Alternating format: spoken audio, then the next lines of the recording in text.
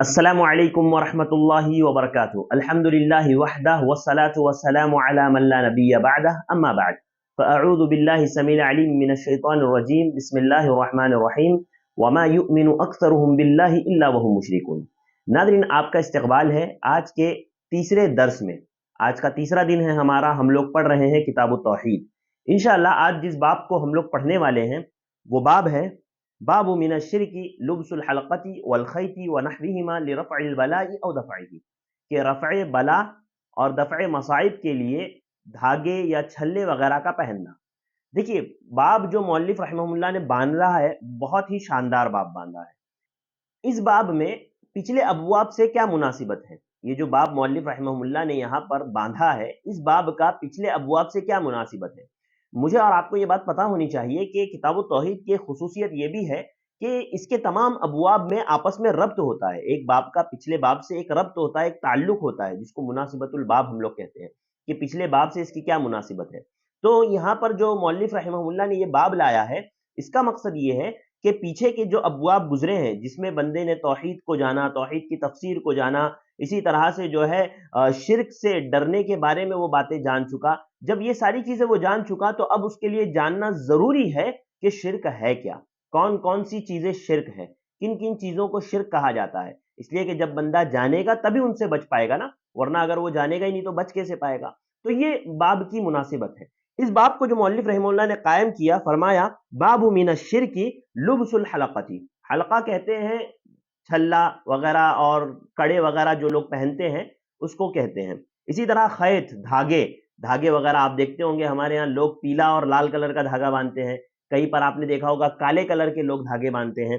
تو اسی طرح کی چیزیں مؤلف رحمہ اللہ نے کہا باب من الشرک لبس الحلقۃ والخیط ونحوہما، اسی طرح کی چیزیں لرفع البلاء او دفعہ، یہ سمجھنے کی چیز ہے۔ رفع بلا اور دفع بلا دو چیزیں ہیں، سمجھیے کہ ایک آدمی جب کوئی دھاگا پہنتا ہے، جب کوئی کڑا پہنتا ہے تو اس کی دو وجہ ہوتی ہے۔ ایک تو یہ کہ پہلے تو رفع بلا کسے کہتے ہیں کہ کوئی چیز نازل، کوئی مصیبت آ گئی، کوئی پریشانی آ گئی، مصیبت یا پریشانی کے آنے کے بعد دھاگا یا کڑا وغیرہ کا پہننا، رفع بلا اس کو کہا جاتا ہے۔ اور دفع بلا کسے کہا جاتا ہے کہ نازل ہونے سے پہلے، ابھی مصیبت آئی نہیں ہے، مصیبت آنے سے پہلے اس مصیبت کے ٹل جانے کے لیے آدمی دھاگا یا کڑا وغیرہ پہنے۔ بات سمجھ میں آئی؟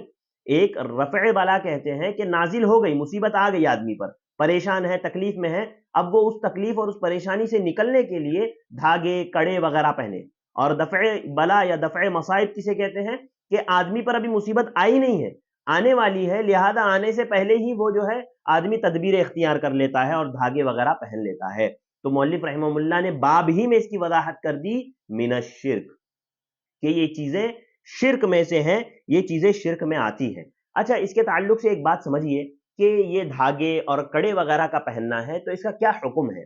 تو دیکھیے، اس کے حکم کے تعلق سے آپ یہ سمجھیے کہ اگر بندہ جو دھاگے یا کڑے پہنتا ہے یہ سراسر حرام ہے، کلیتاً حکم اس کا حرام ہے، لیکن اگر وہ اس کو مسبب سمجھ رہا ہے، یعنی وہ یہ سمجھ رہا ہے کہ یہ دھاگا نظر بد سے حفاظت کرے گا، یہ کڑا بیماری سے حفاظت کرے گا، مصیبتوں سے، پریشانیوں سے، تکلیفوں سے حفاظت کرے گا، اگر اس کڑے کے تعلق سے اس کا یہ عقیدہ ہے تو وہ آدمی شرک اکبر کا مرتکب ہے، وہ شرک اکبر کر رہا ہے اور وہ ہمیشہ ہمیشہ جہنم، اگر اسی پر مر گیا تو وہ ہمیشہ ہمیشہ جہنم میں رہے گا۔ لیکن اگر وہ اس کو صرف سبب سمجھ رہا ہے اور یہ سمجھ رہا ہے کہ دور کرنے والا اللہ ہے، لیکن اس کو وہ سبب جان رہا ہے، تو ایسی صورت میں یہ شرک اصغر ہوگا، یہ شرک اصغر ہوگا اور یہ حرام ہے، اس سے مجھے اور آپ کو بچنا چاہیے۔ دیکھیے، مصیبت اور پریشانیوں کو ٹالنے کے لیے تین طرح سے، یعنی تین چیزیں ہوتی ہیں جو مصیبت اور پریشانیوں کو ٹال سکتی ہیں۔ سب سے پہلی چیز دعا بندہ اللہ رب العالمین سے کرے، اللہ رب العالمین سے مانگے، اللہ رب العالمین سے طلب کرے تو اللہ تعالیٰ اس کی مشکلوں اور پریشانیوں اور تکلیفوں کو دور کرتا ہے۔ دوسرا اسباب الحسیہ، اس کا کیا معنی ہے؟ اسباب الحسیہ یعنی وہ اسباب جس کو شریعت نے سبب مانا ہو، جس کو شریعت نے سبب بتایا ہو۔ مثال کے طور پر جب آدمی بیمار ہو جائے تو وہ دوا کا استعمال کرتا ہے، دوا کا استعمال کرنا یہ جو ہے ایک سبب ہے۔ اسی طرح سے حدیثوں میں آیا ہے کہ اجوا کھجور بیماریوں کے لیے شفا ہے، تو اگر بندہ اس کو اختیار کرتا ہے تو یہ اسباب حسیہ ہے۔ ہاں، اور یہ جائز ہے اور اس کو استعمال کر سکتا ہے. اسی طرح تیسرا جو سبب ہے کسی بھی بلا اور مصیبت کو دور کرنے کا، وہ اسباب شرعیہ ہے. اسباب شرعیہ کا مطلب یہ ہے کہ شریعت نے اس کو سبب بتایا ہو، شریعت نے اس کو سبب بتایا ہو، اور جب شریعت کسی چیز کو سبب بتا دے گی تو یہ ہمیں کیسے پتا چلے گا؟ یہ شریعت ہی کے ذریعے سے پتا چلے گا، یا تو کتاب اللہ میں اس کا ذکر ہوگا یا سنت رسول میں ذکر ہوگا. تو اس طرح سے یہ جو ہے اسباب شرعیہ ہوں گے، اور اگر شریعت نے اس کو نفع بخش کہا ہے تو ہم مانیں گے یہ نفع پہنچانے والا ہے، لیکن اگر شریعت نے اس کو نہیں کہا نفع بخش ہے تو ایسی صورت میں ہم یہ نہیں کہیں گے کہ وہ نفع بخش ہے. چلیے آئیے، باب میں سب سے پہلی آیت جو مؤلف رحمہ اللہ نے ذکر کی ہے، وہ مؤلف رحمہ اللہ نے کہا قول اللہ تعالی قل افرأيتم ما تدعون من دون الله ان ارادني الله بضر هل هن كاشفات ضري. اے محمد صلی اللہ علیہ وسلم آپ کہہ دیجئے کہ تم لوگ جن لوگوں کو پکارتے ہو اللہ کے علاوہ، جن کو تم پکارتے ہو، اگر مجھ پر کوئی مصیبت کوئی پریشانی آ جائے تو کیا یہ لوگ جن کو تم پکارتے ہو یہ میری مصیبت کو، میری پریشانیوں کو دور کرنے کی طاقت رکھتا ہے؟ کیا یہ لوگ جو معبودان باطلہ ہے، جن کو تم کہتے ہو کہ بھئی یہ بہت پہنچی ہوئی شخصیت ہے، تو کیا یہ جو ہے مجھے اللہ رب العالمین کی دی ہوئی مصیبت اور پریشانی سے بچانے کی طاقت رکھتے ہیں؟ ہرگز نہیں. تو یہاں پر مؤلف رحمہ اللہ یہی بتا رہے ہیں کہ اللہ کے علاوہ جتنے لوگ ہیں یہ سب عاجز ہیں، یہ نہیں کر سکتے، یہ آپ کی مصیبت یا آپ کی پریشانیوں کو دور نہیں کر سکتے. ان کے اندر وہ طاقت نہیں ہے کہ یہ آپ کی پریشانیوں اور مصیبتوں کو دور کرے. جب ان کے اندر یہ طاقت ہی نہیں ہے تو ہم کیسے ان کی عبادت کر سکتے ہیں؟ کیسے یہ معبود ہو سکتے ہیں؟ ہاں، کیسے یہ حقیقی معبود ہو سکتے ہیں جن کے پاس جو خود عاجز ہے مصیبت اور پریشانیوں کو دور نہیں کر سکتے. اسی کے بعد مؤلف رحمہ اللہ نے ایک حدیث ذکر کی ہے. وہ حدیث حضرت عمران ابن حسین رضی اللہ تعالیٰ عنہ کی حدیث ہے. کہتے ہیں ان النبی صلی اللہ علیہ وسلم رأى رجلا فی یدی، ایک اللہ کے نبی صلی اللہ علیہ وسلم نے ایک شخص کو دیکھا جس کے ہاتھ میں پیتل یا تانبے کا یا لوہے کا ایک کڑا تھا. اس کے ہاتھ میں ایک کڑا تھا. اللہ کے نبی صلی اللہ علیہ وسلم نے اس سے پوچھا ما ہذہ، یہ کیا ہے؟ تو اس نے کہا من الواہنہ. واہنہ دیکھیے کیا ہے. واہنہ کے تعلق سے بعض لوگوں نے اس کی شرح کی ہے اور کہا کہ یہ ایک طرح کی بیماری ہے جس سے ہڈیوں میں درد ہوتا ہے، اور ان لوگوں کا عقیدہ تھا، عرب کے لوگوں کا، کہ یہ جو کڑا ہے یہ جو ہے اس بیماری سے شفا دیتا ہے، اس بیماری کے لیے شفا ہوتی ہے اس میں. ابن الاسیر رحمہ اللہ کہتے ہیں کہ واہنہ ایک بیماری ہے، وہ بیماری ایسی ہے کہ وہ کندھے سے لے کر کے مکمل بازو کی جو رگیں ہوتی ہے وہ پھول جاتی ہے اس سے. تو سمجھیے ایک طرح کی بیماری ہے جس کے لیے یہ کڑا پہنا جاتا تھا. تو اللہ کے نبی صلی اللہ علیہ وسلم نے اس شخص سے کہا انزعھا، اس کو اتار دو، اس کو پھینک دو، اس کو اتار دو. فإنها لا تزيدك الا وهنا، یہ سوائے کمزوری کے اور کچھ نہیں کرے گا. لا تزيدك الا وهنا، یہاں پر محدثین کہتے ہیں کہ اللہ کے نبی صلی اللہ علیہ وسلم نے جو کہا نا کہ کمزوری، تو دونوں اعتبار سے کمزوری، ایک تو جسمانی بھی کمزوری ہوگی اور دوسرا عقیدے میں بھی کمزور ہوگا، عقدی کمزوری بھی اس شخص کے اندر آئے گی. لہذا کوئی بھی چیز آپ یہ سمجھتے ہیں کہ بھئی یہ شفا دے رہا ہے، یہ سبب ہے، لیکن اگر شریعت نے اس کو سبب نہ مانا ہو، شریعت نے اس کو سبب نہ بتایا ہو، آپ اگر اس کا استعمال کر رہے ہیں تو آپ حرام کام کر رہے ہیں. مجھے اور آپ کو اس سے بچنا چاہیے، ہاں، اور اس سے دور رہنا چاہیے. یہ جو بھی چیز لٹکانے کی ہو، انسان جس کو بھی لٹکاتا ہو، اپنے گلے میں ہو، اپنے ہاتھ میں ہو، یا جو ہے اپنے پیروں میں ہو، یاد رکھیے یہ حرام ہے، اور یہ جو ہے شرک ہے. اگر آدمی اس میں ہی عقیدہ رکھتا ہے تو جیسے کہ میں نے بتایا یہ شرک اکبر ہوگا، اور اگر وہ اس کو سبب سمجھ رہا ہے تو شرک اصغر ہوگا. اس کے بعد مؤلف رحمہ اللہ نے حضرت عقبہ بن عامر کی ایک اور روایت ذکر کی جس میں انہوں نے فرمایا من تعلق تمیمۃ فلا اتم اللہ له ومن تعلق ودعۃ فلا ودع اللہ له، کہ جس نے تعویذ لٹکائی اور اس سے دلی تعلق رکھا، تعویذ لٹکا کر کے اس سے دلی تعلق رکھا. شارحین کہتے ہیں کہ تعلق تمیمتن جو ہے نا، تعلق تمیمتن، تو اس میں تعویذ کے ساتھ ساتھ اس کا دلی تعلق بھی ہوتا ہے، اس کا ایک دلی تعلق ہوتا ہے، اس کو انہوں نے ذکر کیا ہے. تو اللہ کے نبی صلی اللہ علیہ وسلم نے فرمایا کہ جس نے تعویذ لٹکائی اللہ تعالیٰ اس کی مراد کو کبھی پورا نہ کرے. ومن تعلق ودعۃ فلا ودع اللہ له، اور جو سیپ لٹکائے، ودعتن کہتے ہیں سیپی کو، یا سمندر سے نکلنے والی جو چیزیں ہوتی ہے اس کو ودع کہتے ہیں. تو جس نے ودع لٹکایا تو اللہ کے نبی صلی اللہ علیہ وسلم نے فرمایا کہ اللہ تعالیٰ اسے کبھی سکون نہ دے، اسے کبھی اطمینان نہ ملے. ہاں، ایسا آدمی جو ہے اس کو کبھی سکون حاصل نہ ہو. یہ دیکھیے، یہ اس کے تعلق سے شارحین نے کہا ہے کہ یا تو یہ اللہ کے نبی صلی اللہ علیہ وسلم کی بد دعا ہے اس شخص کے لیے جو تعویذ لٹکاتا ہے یا سیپی لٹکاتا ہے، ایسے شخص کے لیے یا تو یہ بد دعا ہے یا تو یہ ایک طرح کی خبر ہے جو اللہ کے نبی صلی اللہ علیہ وسلم نے مجھے اور آپ کو دی ہے۔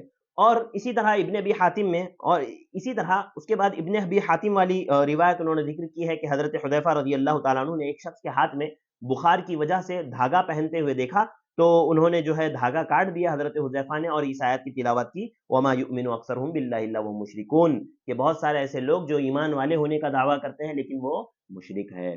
تو ناظرین یہ بات سمجھیے کہ یہ جو تعویذ، گنڈے، جتنے دھاگے اور کڑے وغیرہ پہنے جاتے ہیں یہ سارے کے سارے حرام ہیں، یہ سارے کے سارے شرک ہے۔ مجھے اور آپ کو اس سے محفوظ رہنا چاہیے، اللہ تعالیٰ مجھے اور آپ کو اس سے محفوظ رکھے۔ یہ آخری بات تھی جو مؤلف رحمہ اللہ نے ذکر کی۔ اب اس کے بعد اگلا باب ہے ہمارا، ہم چلتے ہیں اگلے باب کی طرف۔ اس کے بعد اگلا باب مؤلف رحمہ اللہ نے ذکر کیا، باب ما جاء فی الرقیٰ والتمائم، کہ باب رقیہ اور تعویذ لٹکانے کے بارے میں، دموں کے بارے میں اور تعویذوں کے بارے میں۔ یہ باب اس باب کی پچھلے باب سے کیا مطابقت ہے، کیا تعلق ہے، کیا مناسبت ہے؟ دیکھیے پچھلے باب میں ہم نے پڑھا تھا کہ مؤلف رحمہ اللہ نے باب قائم کیا، باب من الشرک لبس الحلقۃ والخیط ونحوہما لرفع البلاء او دفعہ، کہ رفع بلا اور دفع مصائب کے لیے دھاگا یا کڑا وغیرہ کا پہننا، تو یہ کس لیے ہوتا ہے؟ رفع بلا اور دفع بلا کے لیے۔ لہذا یہ رقیہ اور تعویذ بھی اسی سبب کی وجہ سے پہنی جاتی ہے۔ رقیہ جب آدمی کرتا ہے تو کیوں کرتا ہے؟ وہ پریشان ہے، تکلیف میں ہے، یا تعویذ لٹکاتا ہے تو کیوں لٹکاتا ہے؟ وہ پریشان ہے، تکلیف میں۔ تو دونوں کا سبب ایک ہے، دونوں میں رفع بلا اور دفع مصائب ہی ہے، لہذا اس میں بھی وہی ہے۔ تو مؤلف رحمہ اللہ یہ بیان کرنا چاہتے ہیں یہاں پر کہ جس طرح سے وہ حرام ہے، شرک ہے، تو کیا اس کا بھی یہی حکم ہے یا اس کا کچھ الگ حکم ہے؟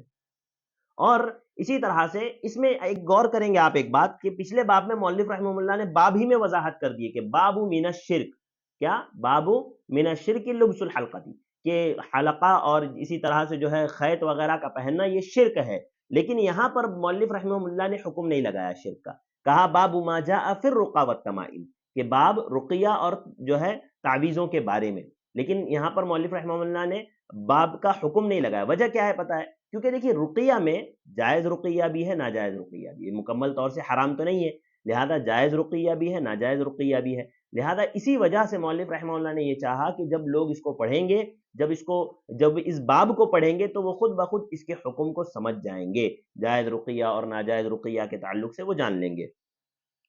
تو یہ تھا مناسبت الباب پچھلے ابواب سے، اور تھوڑا سا ابواب میں فرق۔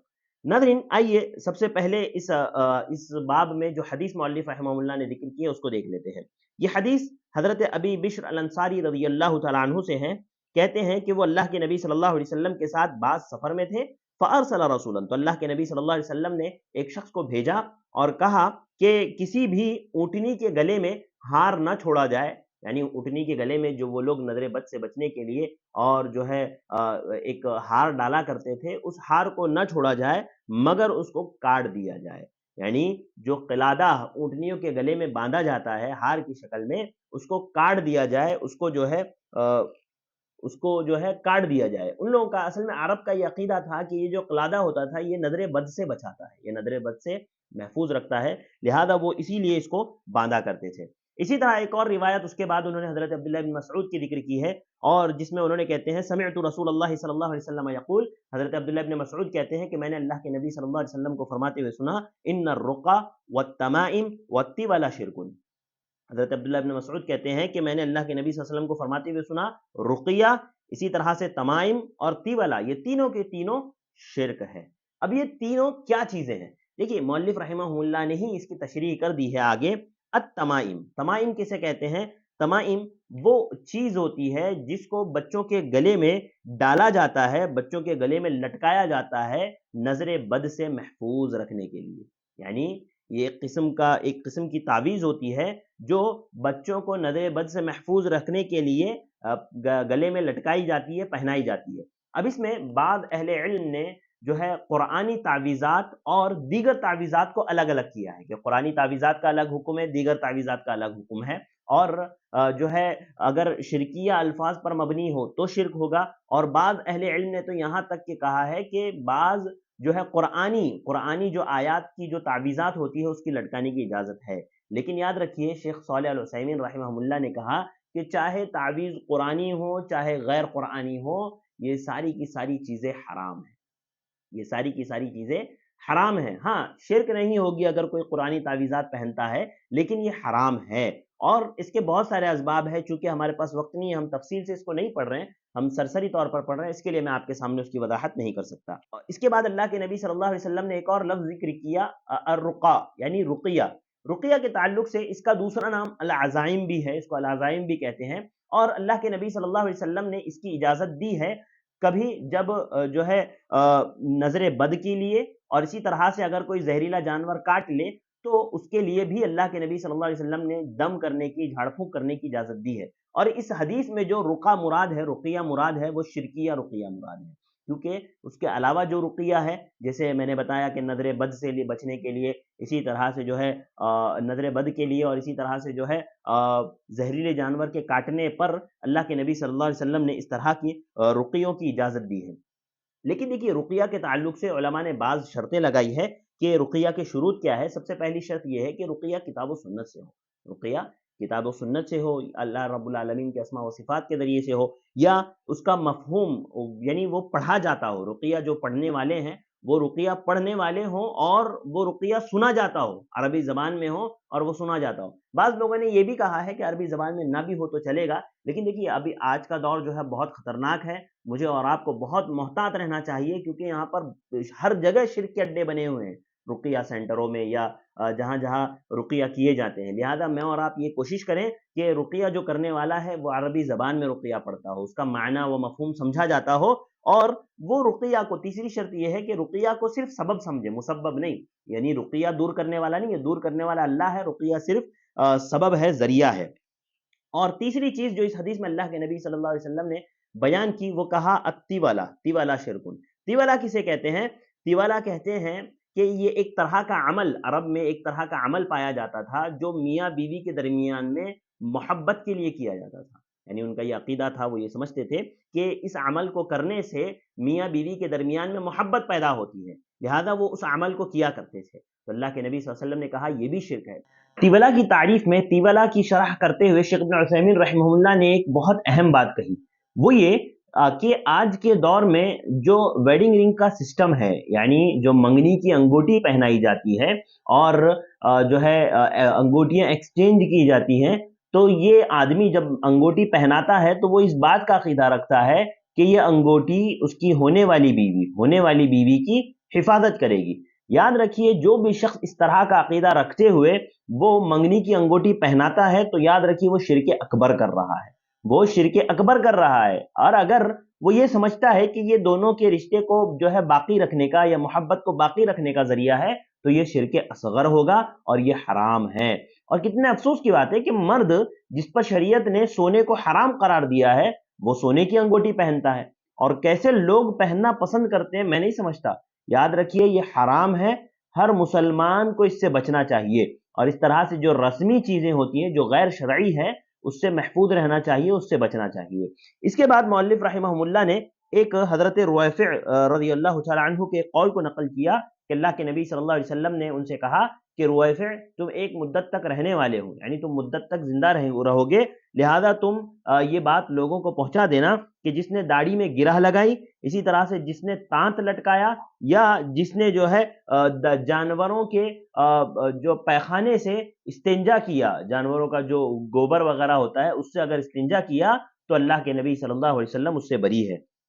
اور اس کے بعد جو ہے مؤلف رحمہ اللہ نے اپنے طریقے اور منہج کے مطابق دو اقوال ذکر کیے، ایک سعید ابن جبیر کا کہ انہوں نے فرمایا کہ جس نے کسی انسان کے تمیمے کو یعنی اس کی تعویذ کو نکالا، کٹ کیا، کاٹا اس کو، تو گویا اس نے ایک غلام کو آزاد کرنے کا اجر ہے ایسے شخص کے لیے۔ اور دوسرا قول ابراہیم النخعی کا ہے، وہ کہتے ہیں کانوا یکرہون التمائم کلھا من القرآن وغیر القرآن، کہ ابراہیم النخعی کہتے ہیں کہ جو ہے تمام طرح کے تمائم، چاہے وہ قرآنی ہو چاہے غیر قرآنی تعویذات ہو، ان تمام تعویذات کو جو ہے وہ ناپسند کرتے تھے۔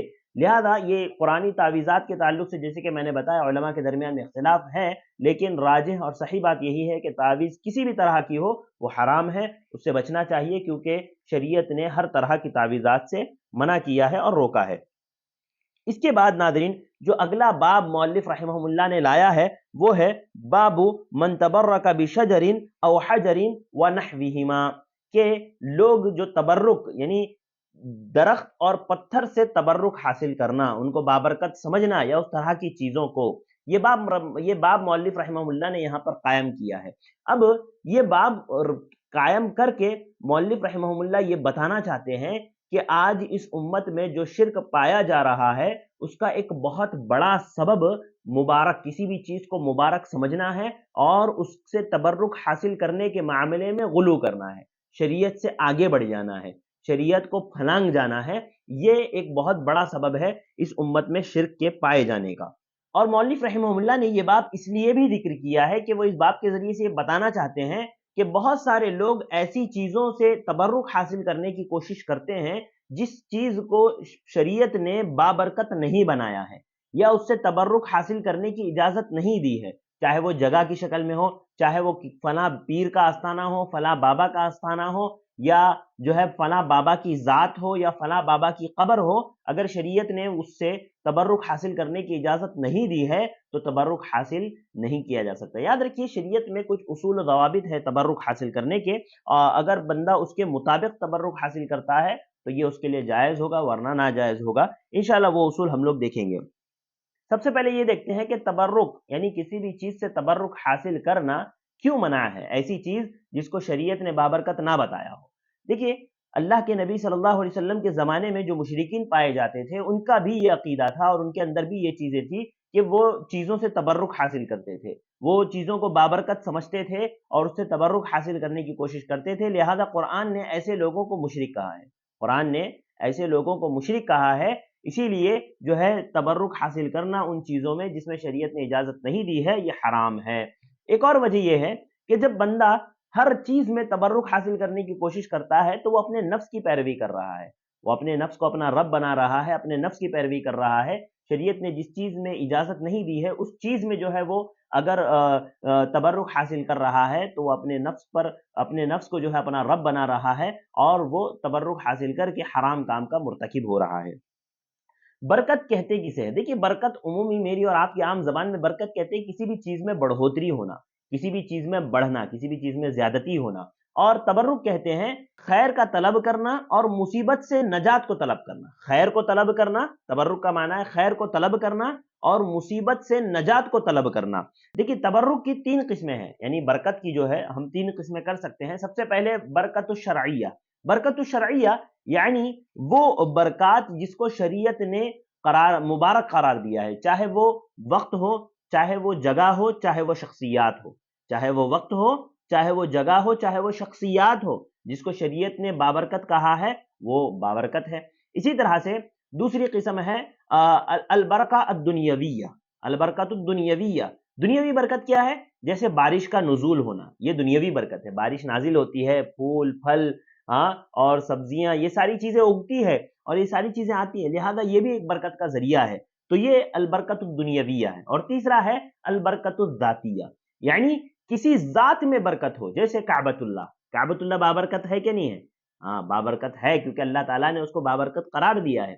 اسی طرح سے حجر اسود جس کو بوسہ لیا جاتا ہے، چوما جاتا ہے حج کے موقع پر، تو یہ بابرکت ہے کہ نہیں ہے؟ بالکل بابرکت ہے، اور جو ہے اس کو اللہ کے نبی صلی اللہ علیہ وسلم نے بابرکت اور جو ہے بابرکت قرار دیا ہے، لہذا یہ البرکت الذاتیہ ہے۔ اب برکت کے جائز اور ناجائز ہونے کے لیے شریعت نے کچھ اصول دیے ہیں، میں یہ اصول سرسری طور پر آپ کے سامنے رکھ دیتا ہوں تاکہ ہمارے لیے سب بات سمجھنے میں آسانی ہو جائے اور ہم جو ہے تبرک کا جو صحیح معنی و مفہوم ہے وہ سمجھ سکیں۔ دیکھیے سب سے پہلے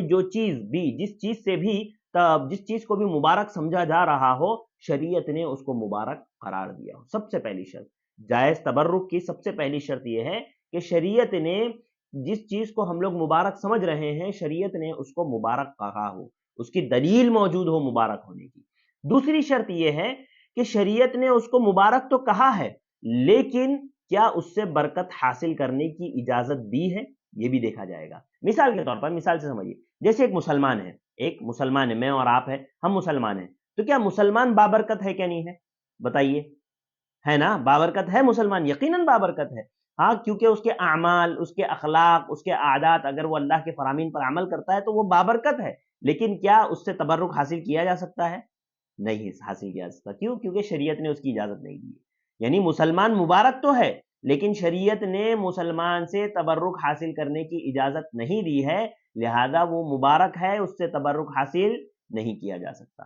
تو پہلی شرط یہ ہے کہ وہ چیز مبارک ہونا اس چیز کا ثابت ہو، دوسرا اس سے تبرک حاصل کرنے کی شریعت اجازت دیتی ہو، تیسری شرط یہ ہے کہ اس سے تبرک حاصل کرنے کا جو طریقہ شریعت نے بتایا ہے اسی طریقے کے مطابق اس سے تبرک حاصل کیا جائے۔ مثال کے طور پر اس کو ایسے سمجھیے، کعبۃ اللہ بابرکت ہے کہ نہیں ہے؟ بالکل بابرکت ہے۔ ہاں، مسجد حرام بابرکت ہے کہ نہیں ہے؟ بالکل بابرکت ہے۔ اب شریعت نے کیا اس سے برکت حاصل کرنے کی اجازت دی ہے مسجد حرام سے؟ تو ہاں یقیناً دی ہے شریعت نے اجازت۔ کیسے اجازت دی ہے؟ اس میں ایک نماز کا ثواب شریعت نے 1,00,000 نمازوں کے برابر رکھا ہے۔ اللہ اکبر۔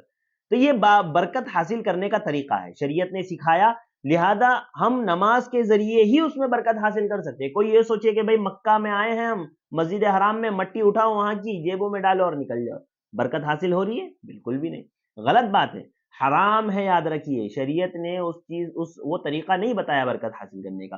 جیسے مسجد نبوی ہے، کیا یہ مسجد نبوی اور مدینہ اللہ کے نبی صلی اللہ علیہ وسلم کا شہر بابرکت ہے کہ نہیں ہے؟ ہاں بالکل بابرکت ہے، مبارک ہے۔ کیا شریعت نے اس سے برکت حاصل کرنے کی اجازت دی ہے؟ ہاں بالکل شریعت نے اس سے برکت حاصل کرنے کی اجازت بھی دی ہے۔ اور کیسے اجازت دی ہے؟ اس میں نماز پڑھ کر کے، اس میں ایک نماز کا ثواب اللہ کے نبی صلی اللہ علیہ وسلم نے کہا 1,000 نمازوں کے برابر اس کا اجر ہے، لہذا یہ برکت حاصل کرنے کا طریقہ ہے۔ اب کوئی یہ کہے کہ بھئی مدینہ بابرکت ہے، وہاں کی مٹی کو جسم پر مر لو اور جو ہے کعبۃ اللہ کا کپڑا پھاڑنے لگ جاؤ، تو یہ بالکل غلط ہے، یہ حرام ہے، کیونکہ شریعت نے اس طرح سے برکت حاصل کرنے کی اجازت نہیں دی ہے۔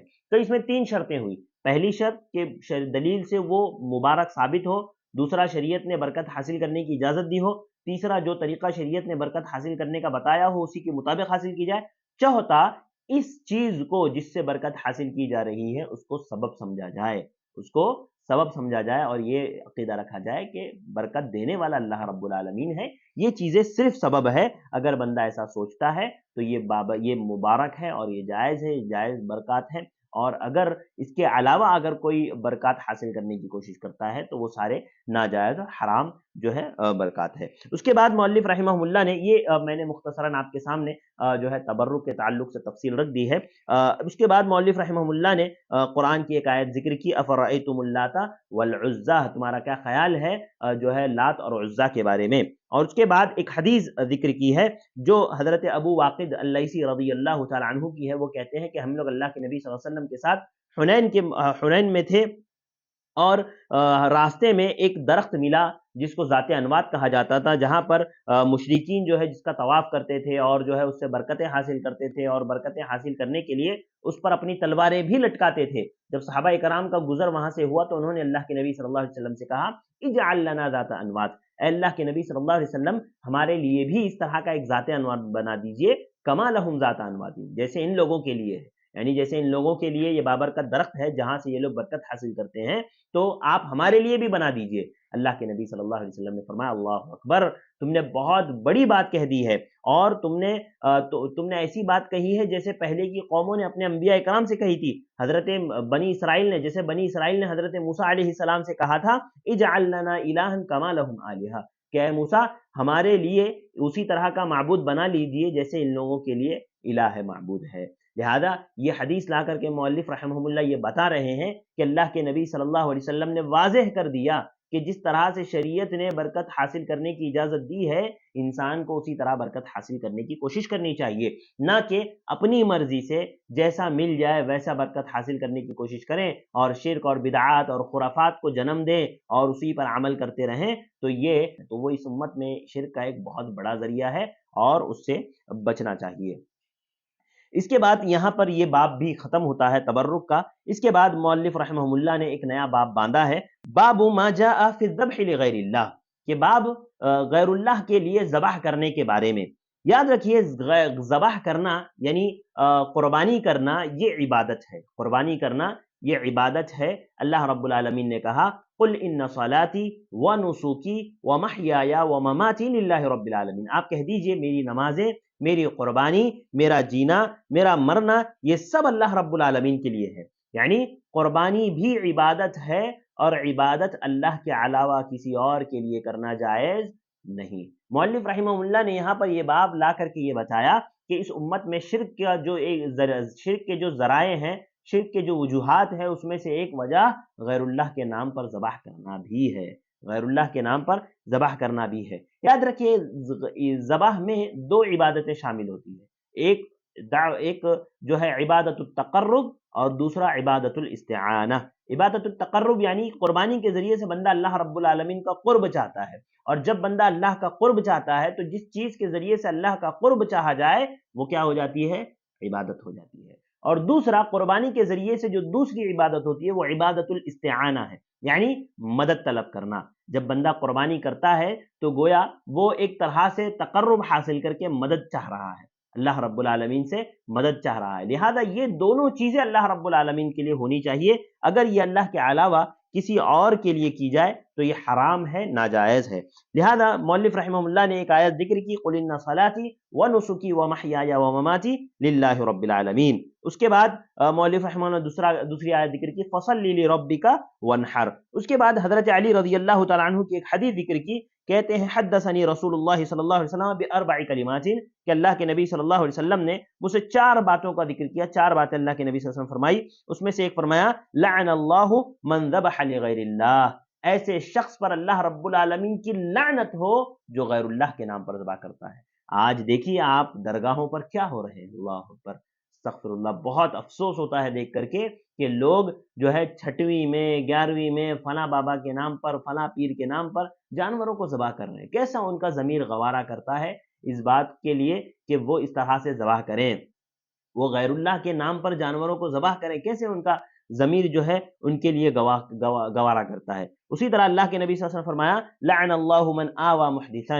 کہ جو کسی بدعتی کو پناہ دے۔ اور اسی طرح اللہ کے نبی صلی اللہ علیہ وسلم نے فرمایا، لعن اللہ من غیر منار الارض، جو زمین کے نشانوں کو بدل دے، ایسے لوگوں پر اللہ رب العالمین کی لعنت ہو۔ یعنی 3 لوگوں پر اللہ کے نبی صلی اللہ علیہ وسلم نے لعنت کی ہے۔ اس کے بعد مؤلف رحمہ اللہ نے ایک اور روایت لائی جس کے بارے میں علماء کے درمیان میں کلام ہے کہ روایت صحیح ہے یا نہیں ہے، اور یہ روایت مسند احمد کی ہے کہ ایک آدمی جو ہے مکھی کو چڑھانے کی وجہ سے جہنم میں چلا گیا اور ایک نہ چڑھانے کی وجہ سے جنت میں چلا گیا۔ 2 لوگ ایک جگہ سے گزرے جہاں پر جو ہے بتوں کی عبادت کرنے والے تھے، ان لوگوں نے کہا کہ اگر تمہیں زندہ جانا ہے تو تم ایک مکھی کو مار کر کے چڑھا دو ہمارے بت کے نام پر۔ ایک شخص نے سوچا کہ مکھی تو چڑھانا ہے، کون سی بڑی بات ہے، لہذا اس نے مارا اور چڑھا دیا۔ اللہ کے نبی صلی اللہ علیہ وسلم فرمایا کہ وہ جہنمی ہے۔ اور ایک شخص نے نہیں چڑھایا، حتیٰ کہ اس نے مرنا پسند کیا، قتل ہونا پسند کیا، لیکن وہ مکھی نہیں چڑھایا، جس کی وجہ سے اللہ رب العالمین نے اسے جو ہے جنت میں داخل کیا۔ تو یہ اس روایت پر کلام ہے، بعض علماء نے کہا یہ روایت ضعیف ہے۔ تو ناظرین یہ آخری حدیث تھی اس باب میں جو مؤلف رحمہ اللہ نے ذکر کیا ہے۔ ناظرین یاد رکھیے، ذبح کرنا، قربانی کرنا یہ عبادت ہے، اور عبادت اللہ رب العالمین کے علاوہ کسی اور کے لیے جائز نہیں ہے۔ لہذا جتنے لوگ یہ اس آستھانوں پر اور قبروں پر ذبح کرتے ہیں یہ سب شرکیہ اعمال انجام دے رہے ہیں۔ اللہ تعالیٰ سے دعا کرتے ہیں اللہ تعالیٰ مجھے اور آپ کو اس سے محفوظ رکھے۔ اس کے بعد ایک اور باب مؤلف رحمہ اللہ نے لایا ہے، وہ بھی باب جو ہے قربانی ہی کے تعلق سے ہے۔ مؤلف رحمہ اللہ نے جو باب ذکر کیا وہ یہ ہے، باب لا یذبح للہ بمکان یذبح فیہ لغیر اللہ، یہ باب اس جگہ پر ذبح کرنے کے بارے میں اللہ کے نام پر، یعنی باب اس بارے میں کہ اس جگہ پر اللہ کے نام سے ذبح کیا جائے جہاں غیر اللہ کے نام سے ذبح کیا جاتا ہو۔ سمجھیے باب کیا ہے کہ ایک جگہ ہے جہاں پر غیر اللہ کے نام پر ذبح کیا جاتا ہو تو وہاں جا کر کے آپ اللہ کے نام سے ذبح کریں۔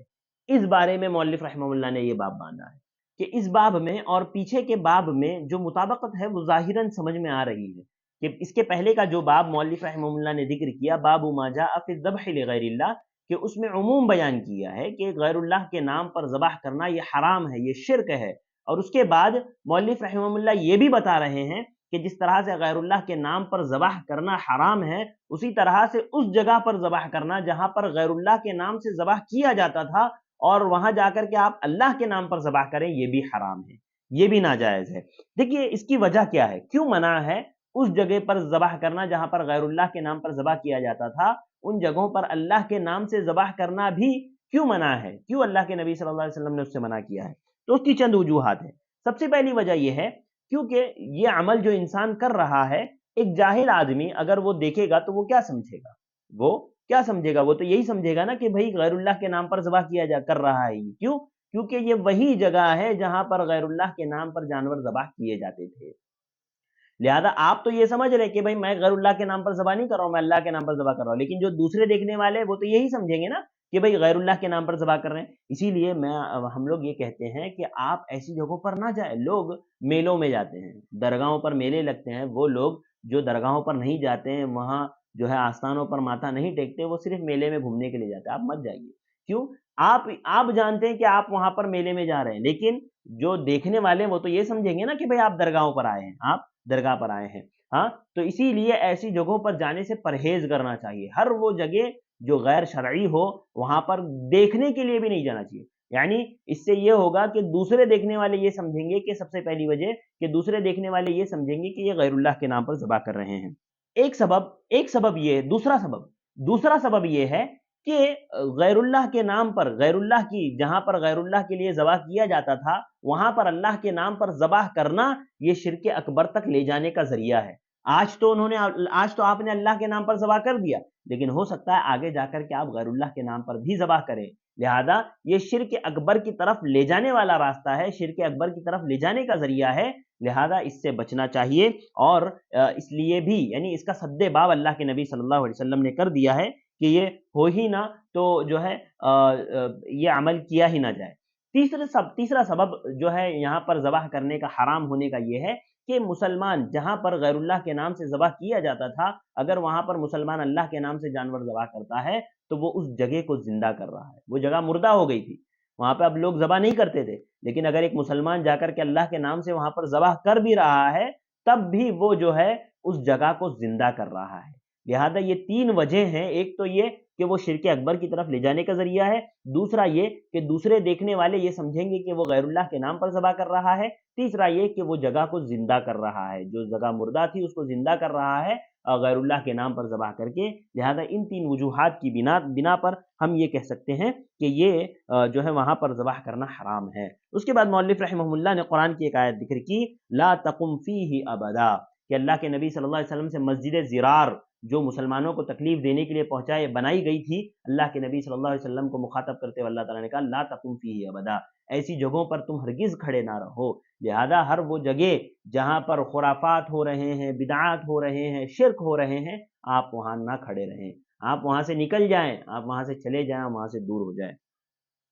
اسی طرح سے دوسری ایک حدیث جو ہے مؤلف رحمہ اللہ نے ذکر کی ہے وہ یہ، اس کے بعد مؤلف رحمہ اللہ نے حضرت ثابت بن ضحاک رضی اللہ تعالیٰ عنہ کی ایک روایت ذکر کی جس میں اللہ کے نبی صلی اللہ علیہ وسلم سے پوچھا گیا کہ ایک آدمی نے جو ہے بوانہ نامی جگہ پر جانور ذبح کرنے کی نظر مانی ہے، ایک آدمی نے بوانہ نامی جگہ پر جانور ذبح کرنے کی نظر مانی ہے، تو اللہ کے نبی صلی اللہ علیہ وسلم نے پوچھا هل كان فيها وثن من اوثان الجاہلیت يعبد، کہ وہاں پر جاہلیت کے بتوں میں سے کوئی ایسا بت تھا جس کی عبادت کی جاتی تھی؟ تو صحابہ کرام نے کہا کہ نہیں۔ پھر آپ نے مزید پوچھا کہ فهل كان فيها عید من اعیادهم، کیا ان کے میلوں میں سے کوئی میلہ وہاں پر لگتا تھا، یعنی مشرکین کے جو میلے لگتے تھے ان میلوں میں سے کوئی میلہ وہاں پر لگتا تھا؟ تو صحابہ کرام نے کہا نہیں۔ فقال رسول اللہ صلی اللہ علیہ وسلم اوفی بنذری، تو آپ صلی اللہ علیہ وسلم نے فرمایا کہ تم اپنی نظر کو پوری کرو، اس لیے کہ جو اللہ کی نافرمانی کی نظر مانے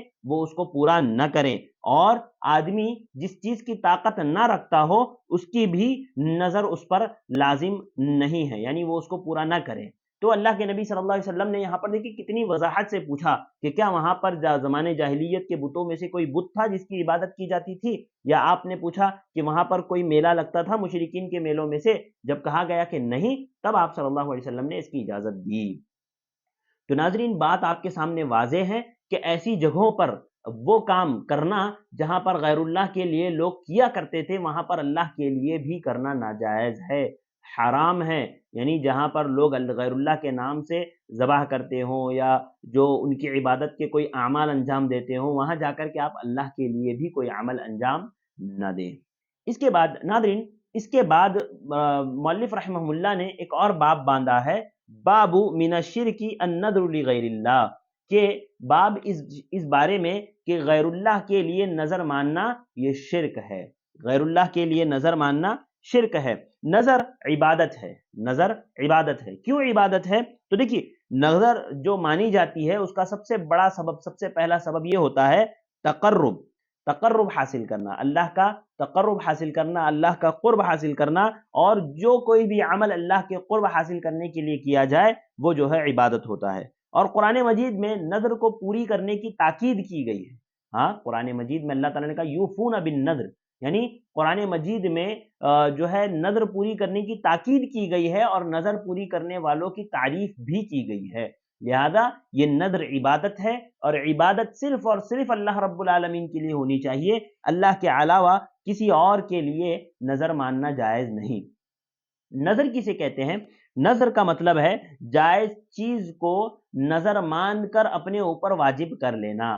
مثال کے طور پر آدمی ایک روزہ رکھنا چاہتا ہے، عام دنوں میں جیسے پیر اور جمعرات کا روزہ ہے، اگر وہ رکھنا چاہتا ہے تو وہ رکھ سکتا ہے، یا منگل کا دن سمجھ لیجیے، عام منگل کا دن جہاں پر وہ روزہ رکھنا چاہتا ہے تو روزہ رکھ سکتا ہے۔ لیکن آدمی یہ سوچے کہ میرا فلاں کام ہو جائے گا تو میں منگل کے دن روزہ رکھوں گا، تو جب اس کا کام ہو گیا تو اس نے اس روزے کو اپنے اوپر واجب کر لیا، اس روزے کو اس نے اپنے اوپر واجب کر لیا۔ تو نظر کی تعریف ہی یہ ہے کہ جائز چیز کو نظر مان کر کے اپنے اوپر واجب کر لینا، یہ نظر ہے۔ اور قرآن مجید میں اللہ رب العالمین نے نظر پوری کرنے کا حکم دیا ہے۔ مؤلف رحمہ اللہ نے جو آیت ذکر کی ہے قول اللہ تعالی یوفون بالنذر، کہ وہ نذر کو پورا کرتے ہیں۔ اور جو حدیث مؤلف رحمہ اللہ نے اس میں ذکر کی ہے حضرت عائشہ رضی اللہ تعالی عنہ کی، کہتی ہیں ان رسول اللہ صلی اللہ علیہ وسلم قال، اللہ کے نبی صلی اللہ علیہ وسلم نے فرمایا من نظر ان یطیع اللہ فلیطعہ ومن نظر ان یعصیہ فلا یعصیہ، کہ جس نے اللہ رب العالمین کی رضامندی کی، اللہ رب العالمین کی فرما برداری کی نظر مانی، وہ اپنی نظر کو پوری کرے، اور جس نے اللہ کی نافرمانی کی نظر مانی وہ اپنی نظر کو پوری نہ کرے۔ دیکھیں یہاں پر رک کر کے 2 منٹ 2 باتیں میں آپ کے سامنے رکھوں گا۔ سب سے پہلی بات، نظر آدمی اس وقت پوری کرے گا جب وہ اللہ رب العالمین کی رضامندی کی نظر مانے ہیں، ایسے اعمال کی نظر مانے ہیں جو جائز ہے، بدعات کے ضمن میں نہیں آتے۔ ہمارے یہاں لوگ نظر مانتے ہیں کہ بھئی میرا فلاں کام ہو گیا تو میں اتنے آیت کریمہ پڑھوں گی، ہاں آیت کریمہ لا الہ الا انت سبحانک انی کنت من الظالمین، وہ بیجوں پر جو پڑھی جاتی ہے، یاد رکھیے یہ بدعت ہے، یہ بدعت ہے۔ اگر کوئی اس بدعت کی نظر مانے تو وہ اس نظر کو پوری نہ کرے۔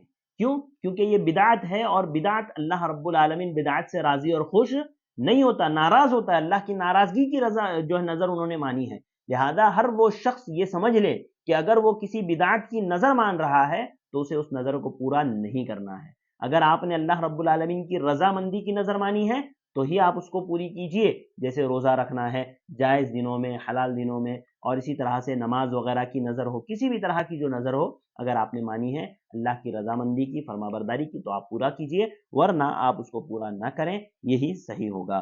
یہ آخری تھی حدیث اس باب میں۔ اب اس کے بعد مؤلف رحمہ اللہ نے ایک اور باب ذکر کیا، باب من الشرک الاستعاذۃ بغیر اللہ، باب اس بارے میں کہ استعاذہ طلب کرنا غیر اللہ سے، اللہ کے علاوہ غیر اللہ سے استعاذہ طلب کرنا۔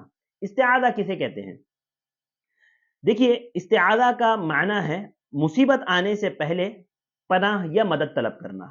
عربی میں ہم لوگ کہتے ہیں طلب الحمایتی من الشر، کہ شر سے حمایت طلب کرنا، مدد طلب کرنا، مصیبت سے، آنے والی مصیبت سے بچنے کے لیے۔ یہ کیوں عبادت ہے؟ یہ کیوں عبادت ہے استعاذہ؟ یہ ایک طرح سے دعا کا حصہ ہے۔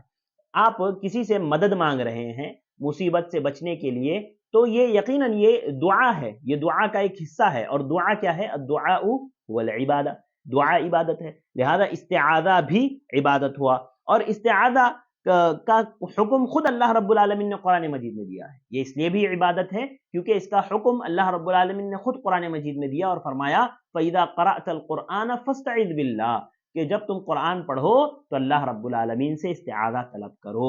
لہذا استعاذہ طلب کرنا یہ عبادت ہے، اور عبادت صرف اور صرف اللہ رب العالمین کے لیے ہونی چاہیے۔ اگر کوئی غیر اللہ کے لیے استعاذہ کرتا ہے، غیر اللہ سے استعاذہ کرتا ہے، تو یہ حرام کام کر رہا ہے، یہ شرکیہ عمل انجام دے رہا ہے۔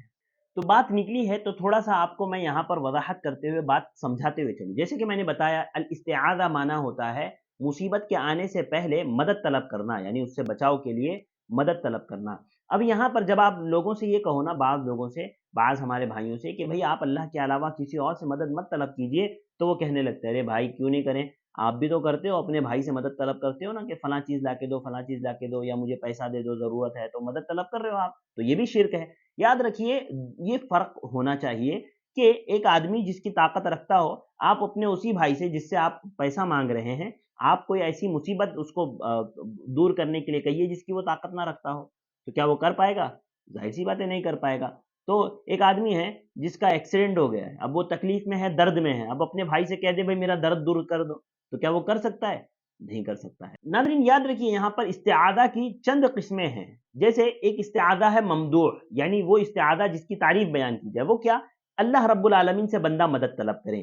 اللہ رب العالمین سے جب بندہ مدد طلب کرتا ہے، اللہ تعالیٰ سے استعاذہ کرتا ہے، تو یہ استعاذہ ممدوح ہے، یعنی اس کی تعریف بیان کی جائے گی، اور یہی اصل عبادت ہے، یہی اصل توحید ہے، یہی اصل عبادت ہے.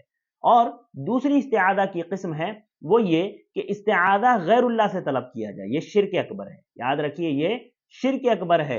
ایک آدمی جو ہے مدفون ہے، مر چکا ہے، وفات شدہ ہے، اس سے جا کر کے استعاذہ طلب کرنا، اس سے جا کر کے پناہ مانگنا، آنے والی مصیبتوں کو ٹلنے کی دعائیں مانگنا اس شخص سے، یا قبر والے سے جا کر کے مانگنا، یاد رکھیے یہ شرک اکبر ہے، یہ حرام ہے، یہ غیر اللہ سے مانگنا ہے. اسی طرح ایک شکل اس کی یہ ہو سکتی ہے کہ ایک آدمی ہے جو غائب ہے، موجود نہیں ہے. ہوتا ہے نا بعض جو مرشد ہوتے ہیں وہ اپنے پیر سے وہ یہاں بیٹھے ہیں، یہ مرشد ہندوستان میں ہے، پیر اس کا بغداد میں ہے، وہ بغداد والے سے یہاں بیٹھے بیٹھے جو ہے استعاذہ طلب کر رہا ہے. کتنی بری بات ہے. یہ شرک اکبر ہے، یہ شرک اکبر ہے، حرام ہے. اور استعاذہ کی تیسری قسم ہے مستحب، یعنی ایک بھائی اپنے دوسرے بھائی سے مدد طلب کرے جس کی وہ طاقت رکھتا ہے، اور اگر طاقت نہ رکھتا ہو ایسی مدد طلب کر رہا ہے تو وہ بھی دوسری قسم میں آ جائے گا شرک اکبر کی. ہاں لہذا اگر اس کی طاقت رکھتا ہے، اس کے جو ہے پریشانی کو، اس کی مصیبت کو دور کرنے کی اس کی طاقت رکھتا ہے اور وہ کرتا ہے، تو یہ مستحب ہے، اور یہ استعاذہ مستحب ہے. لہذا یہ فرق سمجھنا بہت ضروری ہے. ہمارے یہاں بہت سارے مسلمان بھائی جب آپ ان کو سمجھانے جاؤ تو وہ یہ فرق نہیں سمجھتے. وہ کہتے ہیں کہ بھائی جس طرح سے تم اپنے بھائی سے مدد طلب کر رہے ہو، بھائی مجھے پیسہ دے دو، ابا کے پاس جاتے ہو آپ کہتے ہو بھائی مجھے پیسہ دے دو، تو یہ بھی تو آپ مدد طلب کر رہے ہو نا، لہذا یہ بھی شرک ہوگا. تو یہ فرق سمجھیے، یہ سمجھنا بہت ضروری ہے، ورنہ آدمی اسی کو سامنے رکھ کر کے عمل کرتا ہے اور شرک میں مبتلا ہو جاتا ہے. اس کے بعد مؤلف رحمہ اللہ نے جو آیت ذکر کی ہے، قول اللہ تعالی وَأَنَّهُ كَانَ رِجَالٌ مِّنَ الْإِنسِ يَعُوذُونَ بِرِجَالٍ مِّنَ الْجِنِّ فَزَادُوهُمْ رَهَقًا، کہ اللہ رب العالمین نے سورۃ الجن میں کہا کہ بعض انسان جنوں سے پناہ طلب کرتے تھے. جب وہ کسی وادی میں جاتے تو وہ جنوں سے پناہ طلب کرتے تھے، لہذا جن انہیں ڈرانے لگ گئے. ایک بات یہاں پر میں آپ کو بتاتا چلوں، ہمارے یہاں بہت سارے مسلمان ایسے ہیں جو بھوت پریت جنات سے ڈرتے ہیں نا. آپ اندھیرا ہو وہاں پر جانے سے ڈرتے ہیں، بیت الخلاء آدمی کو رات میں آ جائے تو اکیلا ٹوائلٹ میں جانے سے ڈرتا ہے. یاد رکھیے ایک مومن اللہ کے علاوہ کسی سے نہیں ڈرتا، ایک مومن اللہ کے علاوہ کسی سے نہیں ڈرتا. اور پہلے ایسا ہوتا تھا نا کہ یہ جو جنات شیاطین ہیں نا، یہ پہلے انسانوں سے ڈرتے تھے. یہ جنات اور شیاطین جو ہے پہلے انسانوں سے ڈرتے تھے، لیکن جب عرب کے جو مشرکین تھے ان کے اندر جو ڈر تھا، جب وہ کبھی کسی وادی میں جاتے نا تو وہاں کے جنوں سے پناہ مانگتے تھے. کہتے تھے یہاں کے جو جن ہیں آپ ہمیں پناہ دو، آپ ہمیں پریشان نہ کرو. جب ان لوگوں نے دیکھا جنات نے کہ یہ تو انسان تو مجھ سے ہم سے ڈر رہے ہیں، لہذا اللہ رب العالمین کا فزادوہم رہقا، ان لوگوں نے لوگوں کو اور ڈرانا شروع کر دیا. لہذا اگر آپ ڈریں گے تو یہ ڈرائیں گی، یہ مخلوق ہے یقیناً اللہ رب العالمین کی، اور یہ آپ کو اگر آپ ان سے ڈریں گے تو یہ آپ کو ڈرائے گی، آپ نہیں ڈریں گے تو نہیں ڈرائیں گی، کیونکہ یہ پہلے انسانوں سے ڈرتے تھے. جب انہوں نے دیکھا کہ انسان ان سے ڈر رہے ہیں، لہذا انہوں نے انسانوں کو ڈرانے میں اور زیادتی کر دی. اس کے بعد مؤلف رحمہ اللہ نے ایک حدیث بیان کی حضرت خولہ بنت حکیم کی. اللہ کے نبی صلی اللہ علیہ وسلم، حضرت خولہ بنت حکیم کہتی ہیں سمعت رسول اللہ صلی اللہ علیہ وسلم یقول، کہ اللہ کے نبی صلی اللہ علیہ وسلم کو فرماتے ہوئے سنا، من نزل منزلا، کہ جو کسی جگہ پر اترے اور وہ یہ دعا پڑھیں اعوذ بکلمات اللہ التامات من شر ما خلق لم یضرہ شیء حتی یرحل من منزلہ. اللہ کے نبی صلی اللہ علیہ وسلم نے فرمایا کہ جو کہیں پر اترتا ہے اور وہ اس دعا کو پڑھتا ہے اعوذ بکلمات اللہ التامات من شر ما خلق، اس دعا میں اللہ رب العالمین سے पनाह मांगी गई है, मदद मांगी गई है। लिहाजा अगर कोई इस दुआ को पढ़ लेता है तो अल्लाह के नबी सल्लल्लाहु अलैहि वसल्लम ने फरमाया कि उसे कोई भी चीज़ नुकसान नहीं पहुंचा सकती, यहाँ तक कि वो वहां से जो है कोच कर जाए, वहां से निकल जाए। तो नादरीन, इस हदीस से हमें एक बहुत अच्छी बात ये मालूम हुई कि मुझे और आपको ये दुआ याद करनी चाहिए। आप दुआ याद करिए, अऊज़ु बिकलिमातिल्लाहि ताम्माति मिन शर्रि मा खलक़। ये दुआ बहुत अच्छी है, मुझे और आपको याद करनी चाहिए और इस दुआ को पढ़ना चाहिए। इंशाअल्लाह ये मेरे और आपके लिए फ़ायदेमंद होगा और यहाँ ये इंसान महफूज रहेगा। इंसान को शैतानों से, जिन्नात से, किसी भी चीज़ से डरने की ज़रूरत नहीं पड़ेगी। आप ना टेंशन ले कि फलां कब्र वालों के पास ना गए तो वो हमारा नुकसान कर देंगे, हमें तकलीफ दे देंगे, हमें परेशान कर देंगे। नहीं, आप अल्लाह रब्बुल आलमीन का डर अपने अंदर रखिए और अल्लाह रब्बुल आलमीन से मदद तलब कीजिए। अल्लाह रब्बुल आलमीन ज़रूर मदद करेगा। तो नाज़रीन, ये इस बाब की आखिरी हदीस थी और यहाँ पर ये बाब ख़त्म हो गया। अब इसके बाद जो अगला बाब है वो इंशाअल्लाह हम लोग अगले दर्स में पढ़ेंगे। नाज़रीन, हम लोग बहुत स्लो चल रहे हैं, काफ़ी अबवाब हमारे बाकी है। मैं चाह रहा था कि कुछ क़द्र तफ़सील आपके सामने रख दूँ, लेकिन मुझे जहाँ तक लग रहा है कि ये मुमकिन नहीं हो पाएगा। अगर हमने और तेज़ी नहीं की तो वक्त पर हमारी ये किताब ख़त्म नहीं होगी। लिहाजा अगला दर्स हमारा और मज़ीद थोड़ा फ़ास्ट होगा और हो सकता है उसमें कुछ आयतें और अहादीस भी हमें छोड़नी पड़े। जैसे हम फ़ीही मसाइल छोड़ रहे हैं, वैसे बाज़ अहादीस और आयात भी हमें छोड़नी पड़े। इंशाअल्लाह कोशिश मैं करूँगा कि बाब का जो खुलासा है, बाब का जो असल मवाद है, वो मैं आपके सामने पेश कर दूँ ताकि वो हमारे लिए फ़ायदेमंद रहे। नाज़रीन, आज के लिए बस इतना ही। मुझे दीजिए इजाज़त, इंशाअल्लाह कल फिर मुलाकात होगी कुछ और बातों के साथ। अल्लाह ताला से दुआ करते हैं, अल्लाह ताला मुझे और आपको कही हुई बातों पर अमल करने की तौफ़ीक़ अता फ़रमाए। हमारे ईमान को, हमारे अक़ीदे को अल्लाह रब्बुल आलमीन मज़बूत करें। आमीन। अस्सलामु अलैकुम व रहमतुल्लाहि व बरकातुहू।